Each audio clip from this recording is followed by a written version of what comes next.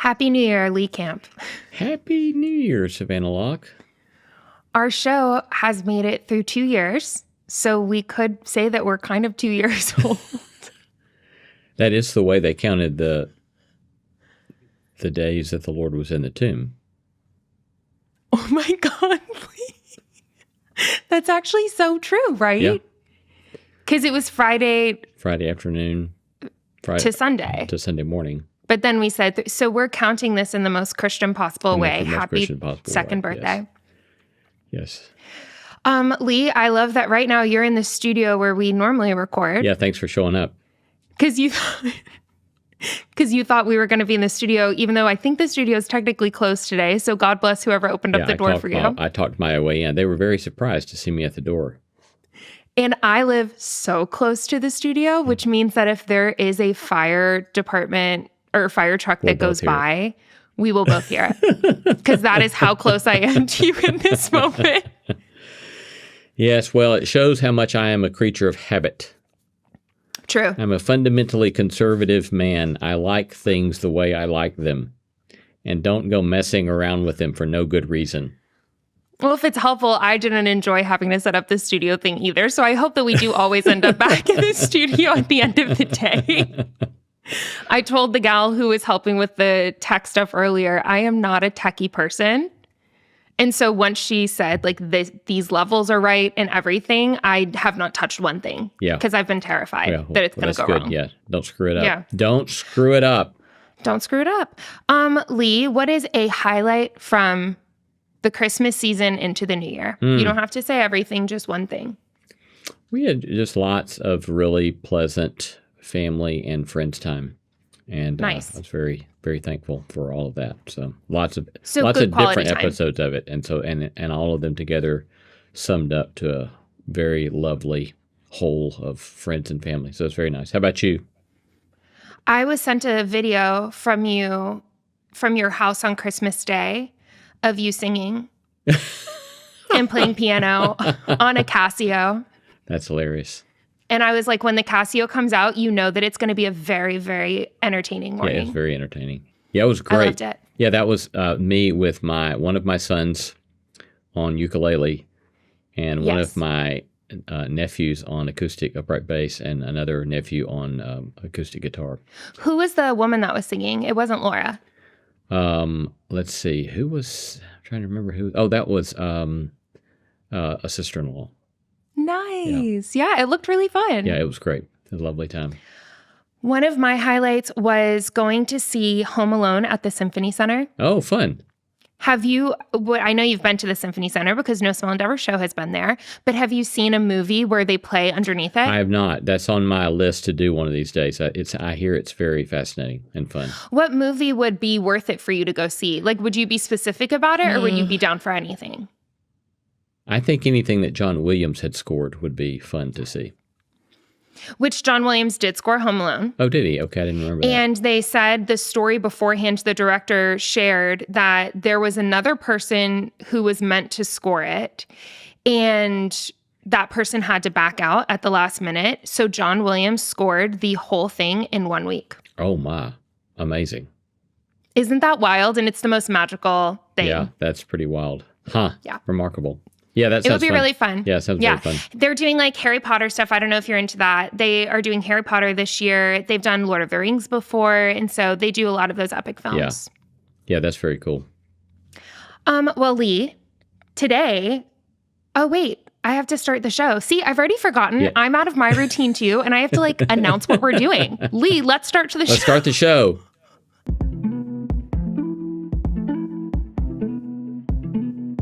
Welcome to the Subtext, where we go beneath the headlines and beyond the obvious. I'm Savannah Locke. And I'm Lee C. Camp. And we are out of our routine, but we are coming back. Yes, into indeed. 2026. We're going to sit right back into those rhythms that we established last year. Yes. And if you like what we're doing and want to help us get the show in front of more people, please do us a favor by following and rating wherever you listen. Leave a review, give us 5 stars, hype us up. And if you want to watch full episodes, you can find that on Spotify and YouTube. Lastly, you can follow the show at The Subtext Show, me at Savannah_Locke, and Lee at Lee C. Camp. If you have any questions or suggestions for the show, just DM us on Instagram at The Subtext Show. And that's that. That's on that. Lee Camp, we are talking about something that you asked me about, and I was shaken to my core that you had seen this movie, I think on the same day as me. Fascinating. This is all about Knives Out, the new Knives Out movie. I do say that I have looked forward with great anticipation to discuss Benoit Blanc. I knew you would love his character so much. What is not to like about Benoit Blanc? He is a very fine-looking Southern man, intelligent, who is very winsome. What is that accent for gallant. real? I don't know where he gets that accent, but it is clearly not Alabamian, but it is also clearly Southern. So it is maybe it's Louisiana, a Louisiana kind of. Stay in character the whole time, please. Kind of Louisiana accent. Like this very thick drawl. Yeah. But magical. Yeah. And I knew you would love his character. Had you seen the previous 2 Knives Out films? I have. I loved number 1. I thought number 2 was mediocre, and I thought this last one was quite good. Very good. I agree. Number 2 lost me. Yeah. And I think without all the hype around number 3, I don't even know that I would have been interested in it. But when you and I grabbed end of the year coffee, or that's not true, we didn't get coffee. You got a beer and I got a kombucha. So just to fact check myself here, when we did that, you asked if I had seen it, and it was very reflective to me of a lot of hype around this film because it deals with a lot of religious themes. Yes. And it's placed in a Catholic church itself, so... Yes, it's placed in a Catholic church, and it, I think, reflects a lot of the tensions that we see today and has a couple of callback themes to a previous episode we did about culture wars, which I really want to talk about as well. I also want to name that I want to call this film Rise Up, Dead Man, and I know that that is not what it is. It's Wake Up, Dead Man. But I also want to call it Dead Man Walking. I want to call it a lot of things that it's not. And so I'm just going to name that for the listener, that when I say that wrong, just ignore me entirely and I'll go from there. So if you have not seen this film and don't want spoilers, go away because you're not going to like this. Do not listen.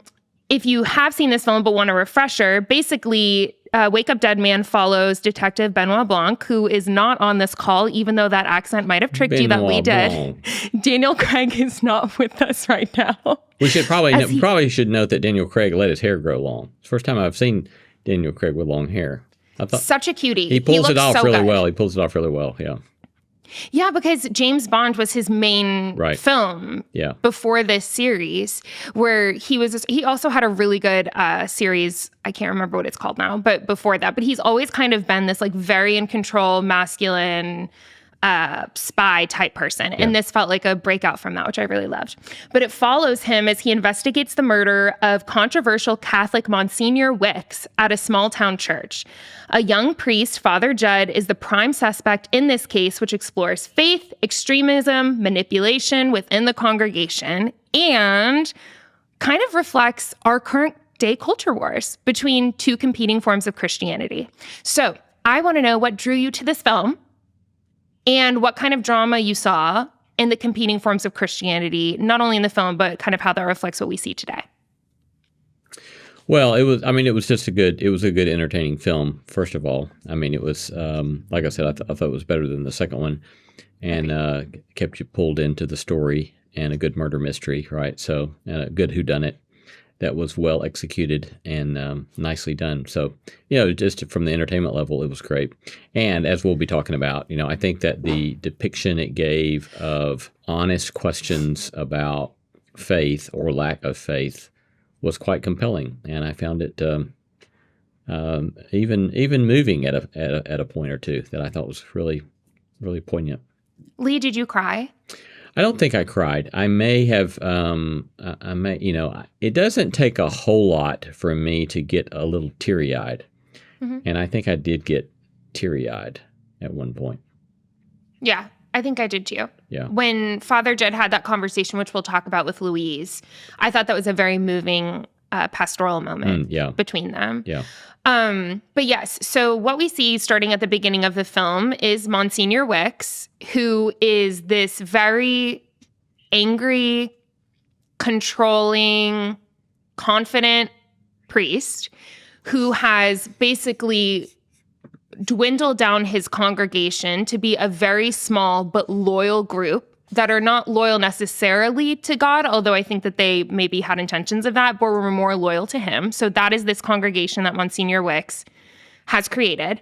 And then you see Father Jud, who is this newer priest who came from a background where he was a boxer, and he killed someone when he was boxing.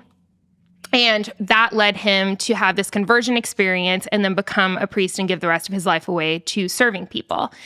And Father Jud, while he came from this world of violence, is now really fighting, and you see him wrestling throughout the film to release those violent and angry tendencies and instead embrace a more open sacrificial faith. So Father Jud gets placed in Monsignor Wicks's congregation, and we see the tension arising from those two types of Christianities, where you have Monsignor Wicks, who's very fear-based and authoritative, and you have Father Jud, who's much more self-sacrificial and humble. And I was just curious to know what you thought about those, and if you had any takeaways from what that could teach us. I will say my one criticism of this film, if we're going to go into that, it felt a little on the nose sometimes. Do you know what I'm saying? Yeah. Where it was like, it was very crystal clear. I thought that Father Jud had some tension inside of him that I really appreciated, but it did feel semi-binary sometimes. That being said. Yeah. That there was not very much redeemable about Father Wicks. There was not much redeemable about Monsignor Wicks at all. No. Yeah. Well, but yeah, I mean, clearly it lacked nuance, but I didn't go into it expecting a Hollywood, would-be blockbuster film to show theological nuance. That's not what they do, right? It's more like, I think, if you think about it, like a parable as opposed to a theological treatise.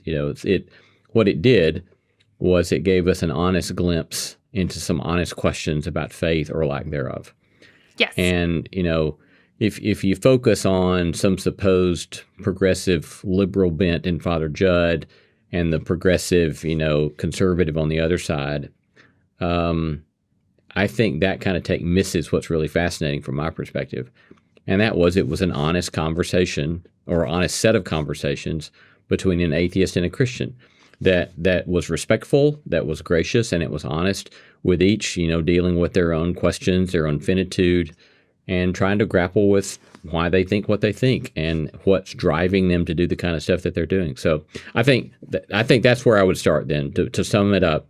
Focus on the genre. It's more like a parable. It's a movie that's more like a parable than a theological treatise.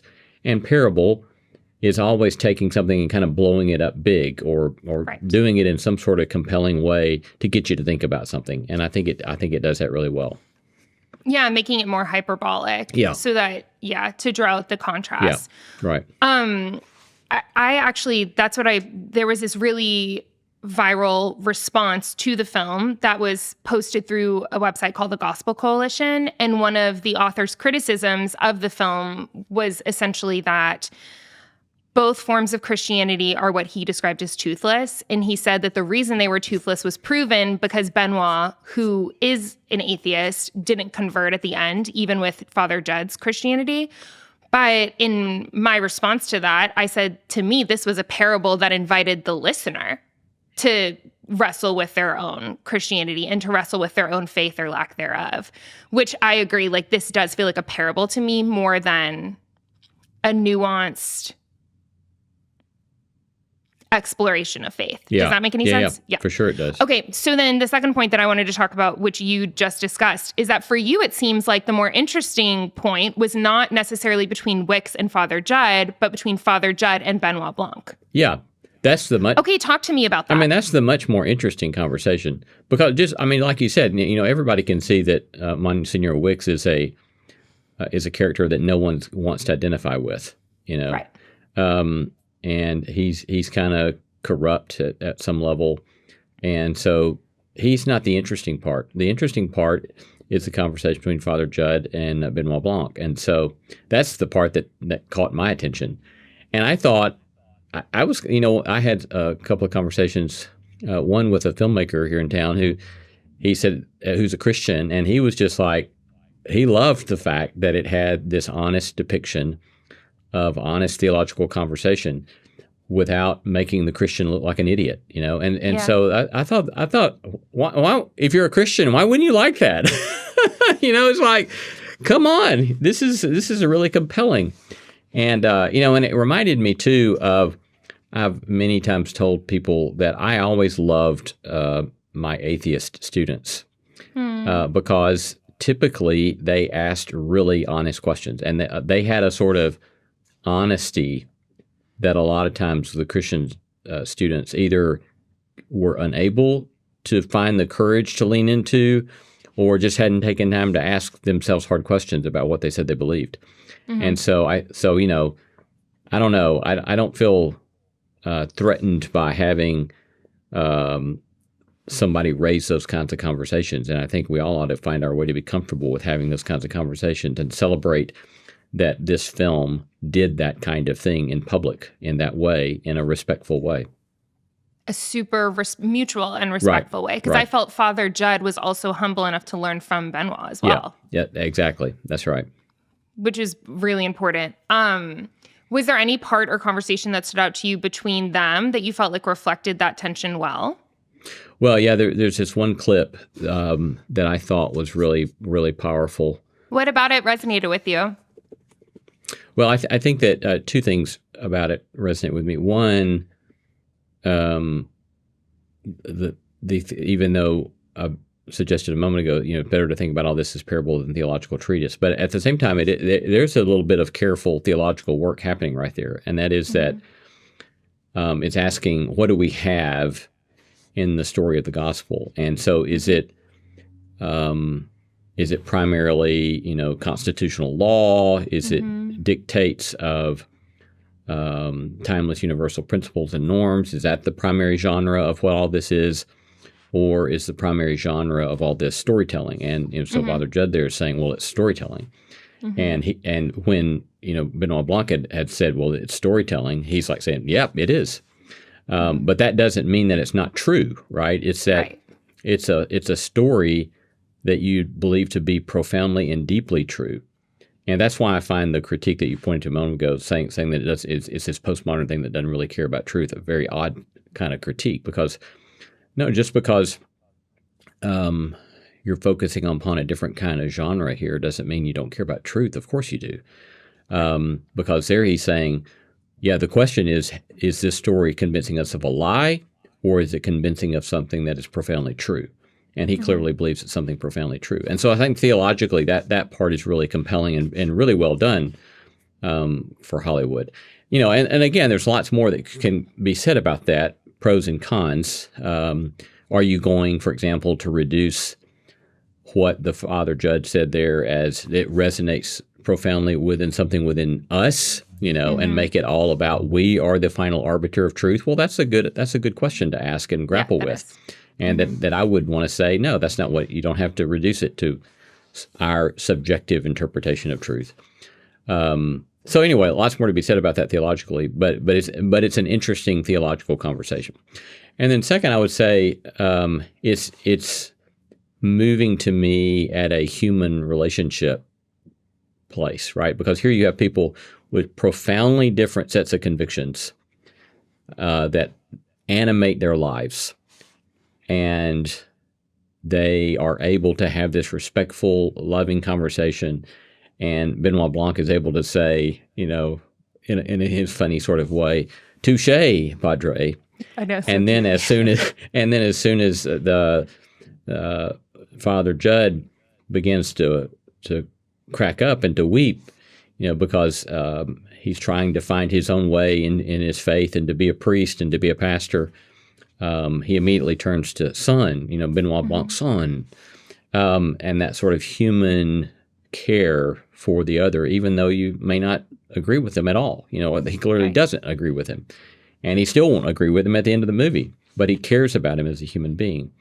And so I just think that's a very compelling picture of caring for another person, even when you have very different sets of ultimate convictions. Yeah, and the power of mutuality and love. Yeah. And care in those moments is really, really stunning. Yeah. I agree. It reminds me of I was listening to a podcast a couple of weeks ago where these two scholars talked about whether or not, I can't even remember what story in the Old Testament it was, but something about whether or not is this myth. It was like a listener question where they said, did this really happen or is it a myth? And both podcast hosts said, just because something didn't necessarily historically happen doesn't mean that it's not true. And sifting apart, like when their kids would watch Lord of the Rings or whatever, and they would look to the podcast host and say, did this really happen? And they would respond back and say, no, but it's true. And how there's something that taps into that in this conversation for me of that they have about storytelling, where there are some truths that all we can do is tell stories about it because we can't capture it on camera. And I think that that makes something really beautiful and true, and we can feel it inside of ourselves. But I do agree that the good criticism, and I think that maybe the guy in the Gospel Coalition might have talked about this, is, are we the ultimate judges of what's true or not? No, but it doesn't have to be a binary. Like there's room for us to be able to say that like these truths and these mysteries of God, like all we can do is wrap our heads around it with stories, and that doesn't make them not true. Yeah. It's just our way of like taking a crack at it, which is beautiful. Then the second thing it reminds me of is on New Year's Day, I spent some time at a friend's party and got in this conversation with a guy who's like not religious at all. Really amazing musician, so fun, great like thinker. And he asked me what I did, and I told him, about like getting my master's in Anabaptist studies. He had never heard of it and was talking about all of it. It's always a good conversation starter, Lee. Every time I say Anabaptist, people are like, what? Even Christians, they're like, what are you talking about? Yes. But it always does prompt really interesting conversations, because what I have found is not religious people can at least relate to the idea of being drawn to nonviolence. Yeah. And so I knew it would be like a common ground that we could talk about. Anyway, so we kind of get going, and he's asking all these questions. I'm asking him questions back, and he said, no offense, but this whole nonviolence thing hasn't really worked out for Christians. Like, you guys keep on killing people. And I was like, valid, true. And I kind of like laughed because it is true. And then he like was taken back by that. And he said, why aren't you offended? I was like, because you're telling the truth. And there was a moment for him that he was actually disarmed by my lack of offendability, because I think that there was something in this conversation where I didn't feel like I needed to convert him, in that he sensed that I was open to having a good conversation. And to me, in this, that was reflected there, where if the pressure of not proselytizing each other is not inserted into every single interaction, real magic can happen. And, you leave room for like God to move in whatever way God wants to move, including in me, like through that conversation, through him, like through his objections to Christianity and his objections to religion in general. So that's what that reminded me of. I love that. Yeah. He was like, great. Why aren't you offended? Yeah, that's a great story. I was like, I'm just, I'm too busy to be offended, or too tired. I can't tell which one. I will say on your first note about story, the just to kind of quick few nerdy notes. Yeah, are there theological words around what I was trying to get at? Yeah, well, there's and we've kind of already implicitly got some of this stuff, but there's genres in Scripture that all sorts of people agree are not meant to be historical in any way, right? Right. And then there are, like, for example, the Psalms are not historical, they're poetry. Mm-hmm. And that's a non-controversial claim, right? Mm-hmm. And as you were saying, there's the old line about fiction is often truer than true. Mm-hmm. And that there's something about various genres that they're all doing the same thing at their best, and that they're trying to point to something that's true. Mm-hmm. And then there are other spots in which clearly the genre in some way is meant to be historical. Yep. And then there are ways in which you have to grapple with the fact that even history is always a selective storytelling.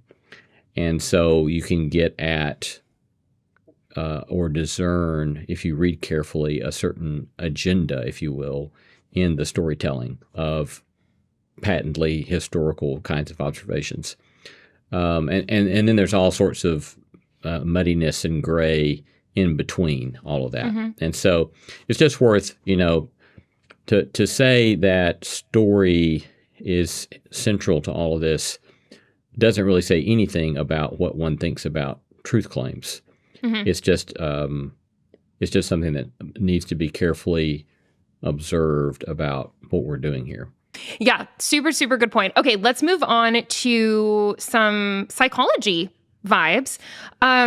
Something I thought about in this movie was that it demonstrates how easily our judgments of other people are shaped by what we refuse to examine in ourselves. And so I thought a lot about projection and hypocrisy. And this to me relates a lot to Monsignor Wicks.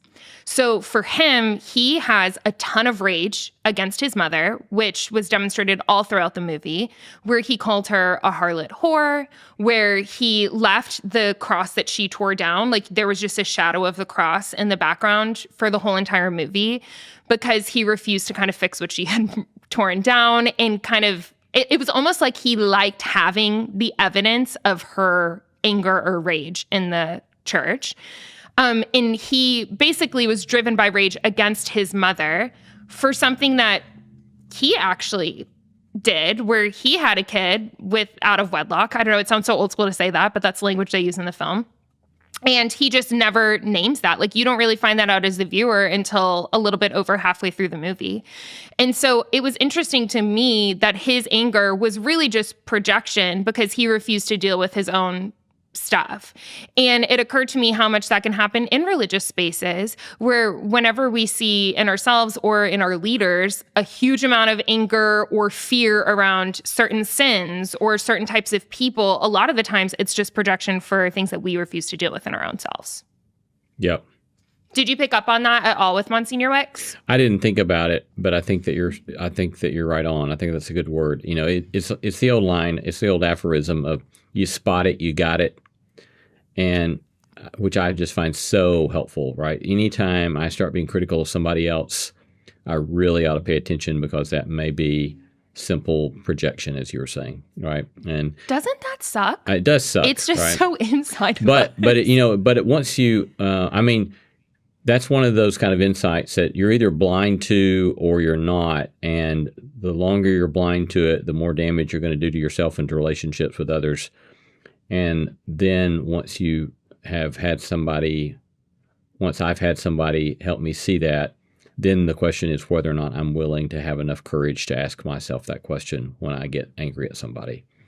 As well, am I just projecting my own stuff on that person or not? And that doesn't mean that we're always projecting stuff on somebody else when we're angry about something. But it's a really good place to start first, I think, is to ask ourselves that question.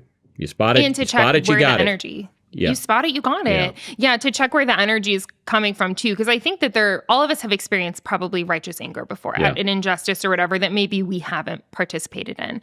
But I think all of us also know what it feels like when we're railing against someone because we know that it's in us too. Right. C.S. Lewis, actually, this is an old school quote, but C.S. Lewis has a great quote about that in Mere Christianity in his chapter on pride. Where he said that the more pride you have, the more you notice it in other people. Yeah. Yes. Which is just also taking from Jesus's the plank in your own eye and the speck in your brother's eye. Yeah. So why are you obsessed with the speck in your brother's eye and refuse to deal with it in your own? First deal with it in yourself, and then you can mention the speck in your which I think is really good. Yeah. But I just noticed that, and it was kind of a bummer to me to see it happen because another thing that I wanted to talk about, I don't know if we're going to have time, but about how like a lot of women suffered in this movie. And that to me was a great example of that, where the scapegoating was on the mother for something that he himself was participating in. Right. Okay, let's talk about my favorite part of the film and a lot of people's favorite part of the film, which was when Father Jud talked to Louise. Do you know this scene? Yeah, he's calling to find out when someone had scheduled something for delivery. Right. And he meets Louise, who's in charge of logistics at this construction company. And Father Jud is frantically trying to clear his name. Right. And when they're on the phone, Louise breaks down and starts talking about her relationship with her mother. Is it not the realest thing? And Louise has a lot of regret with how she has been dealing with her mother, and is basically like, is my last interaction with her going to be something that I regret because I didn't speak well to her? And Father Jud slows down, lets go of what his agenda is, and allows himself to be interrupted by this woman's pain and by this woman's need. And it got me thinking about how love makes room to be interrupted. Paul Young talked about this, the author of The Shack. He talked about this at this retreat that I was at in October, where he said something to the effect of, love is never obsessed with an agenda so much that people get in the way. Meaning that goals are not the object of love. Love is always after people. And so I thought that this was a great demonstration of that. I didn't know if it hit you or pinged you in the same way, but I thought it was a really beautiful reflection of love. Yeah. Well, I think what was so brilliant about it is that it was this unexpected moment that it was a plot move that redefines what the plot's about. Oh, and right, it says that the whole plot here that we're working with is whether or not we're willing to sacrifice our own agendas here, that he may go to prison and everything be lost for what he's tried to give his life to. Are you willing to sacrifice really what you need to pay attention to somebody else, right? So it redefines the plot. And so I think, again, that's another illustration of the way in which narrative done well can embody truth, right? By that simple plot move, it's very different than a finger wagging, well, you better be self-sacrificial. And instead what it does is it invites you to the story, and all of a sudden you're moved because you know what's at stake for Father Jud when he's taking time to do this for this woman. And so then you get caught up in that moral exemplary kind of possibility in your own life. And so that's again, going back to, I don't want to keep harping on it, but the critic who said something about all of this being toothless. It's like, really? Yeah. Because really what happens here is not, if what you need for something to have teeth is giving you a list of propositions, a list of theological propositions, okay, it doesn't do that. But that doesn't mean it's toothless, because what it does do is, in this narrative, it redefines stuff, right? And in the narrative, by Father Jud going and doing what he does in his way, think about some of the things that happen. Is that it exposes stuff. There's a moral reckoning. It frees the community from illusion. It means that the truth is finally spoken, and so people are freed from delusion. And what more do you want than an embodiment of the truth shall set you free than in that kind of story, right? And so, again, I think that episode with him on that phone call, again, embodies that in a very compelling way. Agreed. Yeah, I'm happy you brought up the criticism, too, in that language of toothless Christianity. Yeah. To me, that is the opposite of what occurred with Father Jud and Louise. Yeah.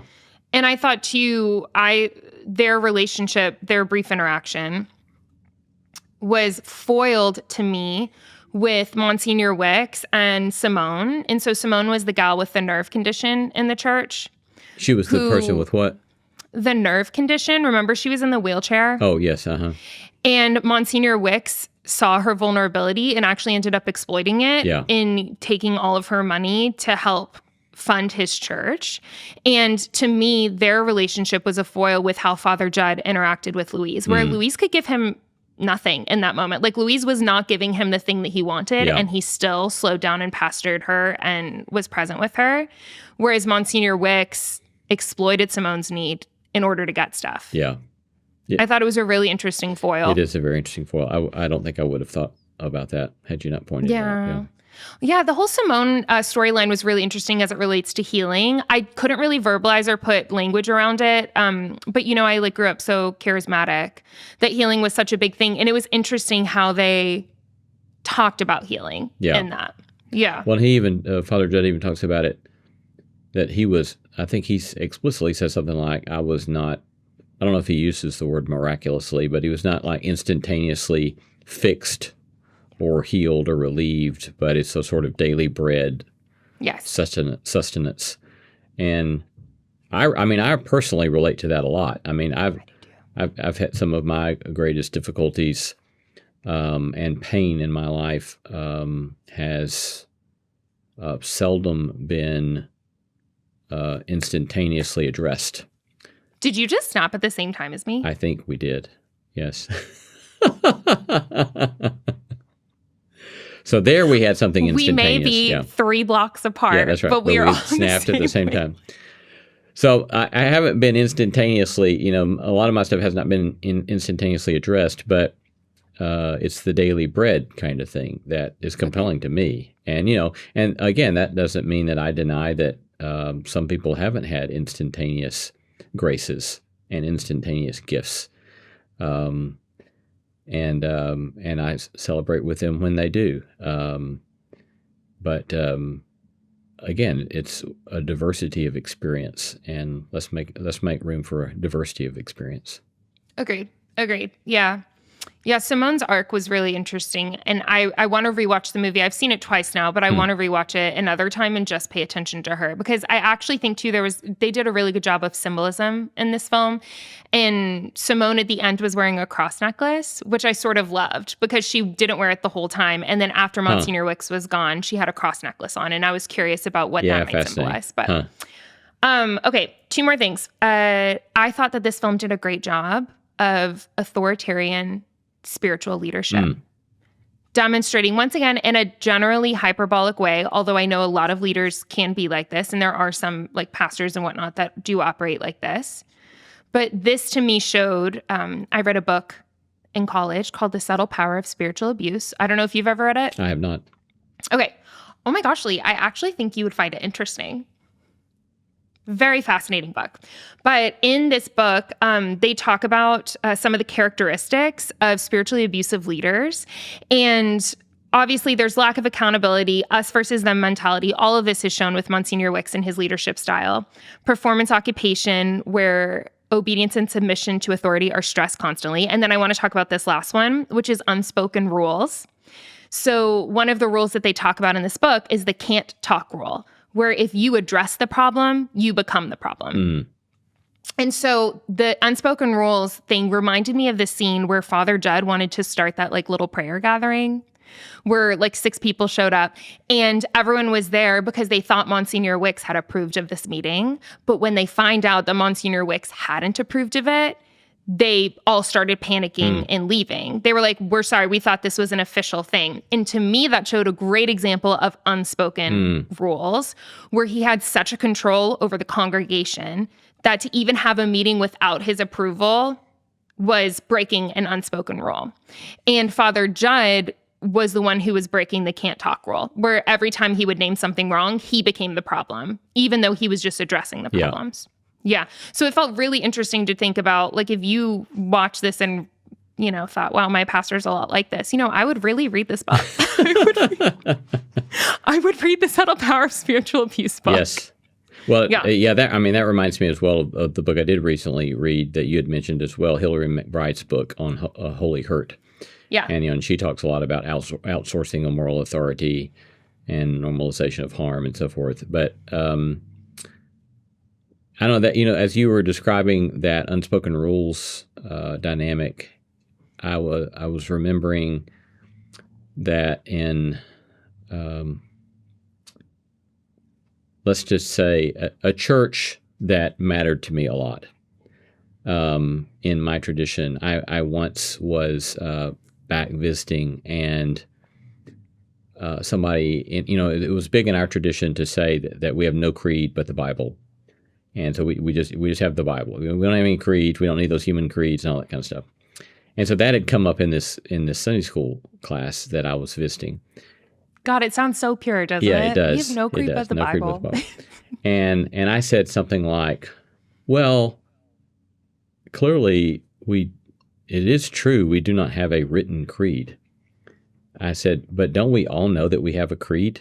And we know what's in and what's out.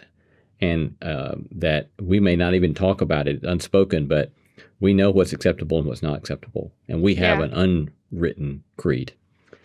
And I was told later that the elders of that church had a meeting and discussed that I had said that. and that was the point at which it was stated. Again, this is secondhand, so I don't know if this really happened, but I was told that they made a decision that I would no longer be invited to teach a class or to preach in that church because I had said that very thing. And so it's right. There's immense power around unspoken rules, and if you mess with them, you're really messing with the DNA of an organization that can have some consequence. Lee, you disruptor. Naming reality can be very scary for people who want to live in denial. It can be, indeed, yes. One time I led worship at this big church, and it was one of those situations where I kind of got invited in last minute because they needed someone to fill in, and it was very welcoming, like, take ownership, please lead our congregation. We totally trust you, whatever. In that week when I was there, I met this gal who was in her young 20s, and she was so gifted as a worship leader and a singer.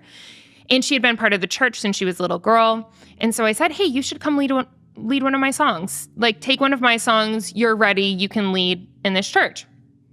And I had taken seriously when they said, like, take ownership over this, do whatever you want. The set is yours. Like, live your life. So this gal sings her song. She was so excited. Her parents were so excited. She did a great job. And then after the service was over, the pastor's assistant walked up to me and said, did you invite her to sing? And I was like, yeah, we'd been working all week, whatever. And she said, well, did the pastor X, Y, and Z give you permission? And I was like, I'm so sorry. I was under the impression that you for real meant that I was able to do whatever. And it occurred to me, like, a lot of these places have these unspoken rules where you can't buck up against the system. And if you do, then you're on the out. So needless to say, I was not invited back to lead worship at that church again because I invited that sweet woman. But she does lead worship now today, which makes me really happy. Unspoken rules. Anyways, if any of this talk is resonating with you, once again, recommend Holy Hurt by Hillary McBride and then The Subtle Power of Spiritual Abuse. The Subtle Power of Spiritual Abuse is pretty research heavy, which I guess Hillary's book is too, although she has a lot more narratives. But yeah, both of them are really good. Yeah. Okay, let's close by talking about culture wars. This movie has become an object of a culture war where a lot of conservative Christians are railing against it, and a lot of progressive Christians are cheering for it. What do you think that's about? Oh, what do I know? Keep that pause in there, everyone. Don't edit that out. Good grief. Why? I don't know. Whatever. That's all I have to say, really, about it. Whatever. How do you do that? Is that how you do that? You do the little W? Oh, back in Whatever. the day. Hold on, it's this, and I'm like this. Yeah. Whatever. Yeah. You just feel like it's silly? I mean, I don't know why any group would. Does that mean that conservatives who are critiquing it want to be identified with the figure of Monsignor Wicks? Or they're saying that he's supposed to be them and they don't like the depiction of themselves? So I have read many criticisms of this, and I cannot say that I will speak perfectly on them. But my impression is that they feel that it's an unfair depiction of conservative Christianity, that they feel that Monsignor Wicks is an unfair depiction of that. Well, first of all, he's not an evangelical. He's a Catholic. True. But I mean, he's not a depiction of any kind of Christianity that I don't think anybody wants to be affiliated with. I mean, that's obvious. Yeah. It's not, like you were saying, it's so on the nose. So I don't know if that, yeah. Yeah, it's kind of been swept up into this whole thing, which is really interesting, of people warning against this movie to say that it's an unfair depiction of conservative Christianity and rails against conservative Christianity.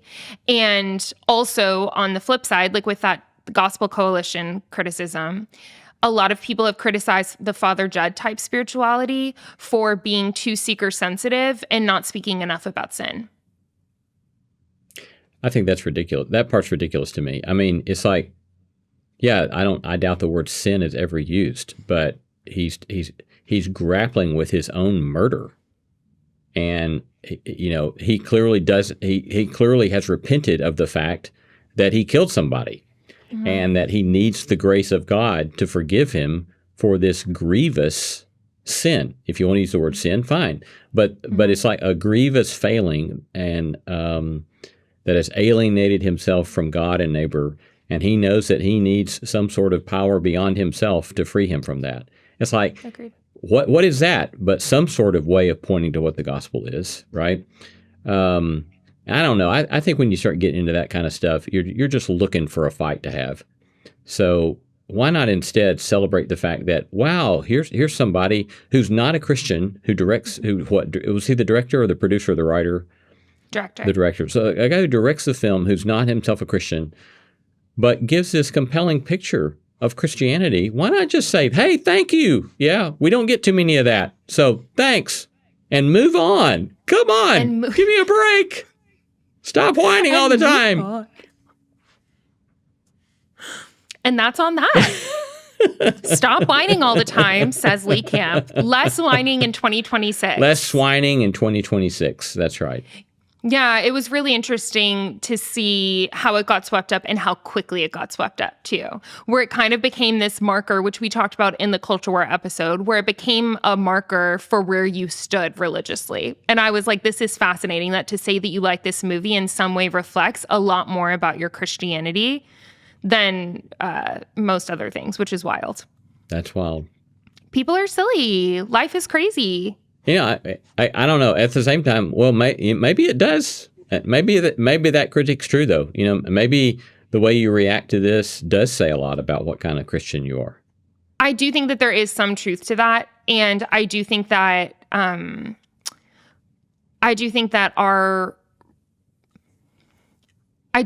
some truth to that, and I think that there is a religious binary that thrives on claiming certain cultural artifacts in order to say what side they're on. And I think it's really interesting that has been done with this movie. Yeah. Yeah, agreed. Interesting. Yeah. Well, Lee, we're back. How does it feel? Savannah. Here's to 2026. Here's to 2026 and more scintillating pop culture commentary from Nashville, Tennessee. Music City, coming to you. Scintillating pop culture commentary. I'm just not going to say the word scintillating again in 2026. That's my commitment to the people. Maybe that can be our new tagline. Beneath the headlines, beyond the obvious, too. Scintillating pop culture commentary. Because you know what everyone says about a good tagline? Yeah. You need to Google it in order to understand it. Good to be with you, Lee. Good to be with you, Savannah. Take care.